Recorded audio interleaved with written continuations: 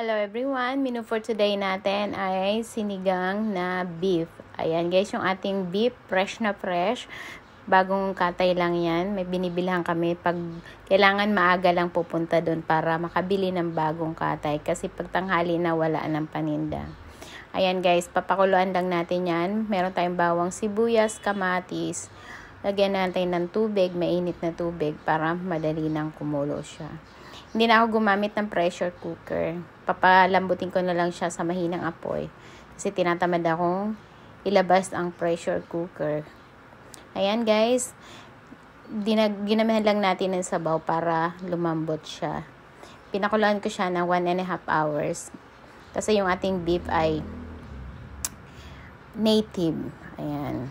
Kaya, nung lumambot na siya guys, ayan, meron akong gabi. Nilagay ko na kasi yung beef natin ay malambot na. Ayan guys, kung nakita nyo, ayan, malambot na siya.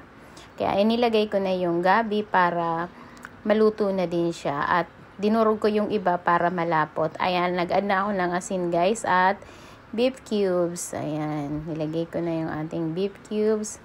At nung kumulo na ulit guys, nilagay ko na yung ating mga gulay. Meron akong talong, labanos at siling green. At lalagyan natin dyan sa huli ay yung kangkong at okra. Hayaan muna nating maluto yung ating talong at labanos. Ayan, kung maamoy nyo guys, ang bango niyan.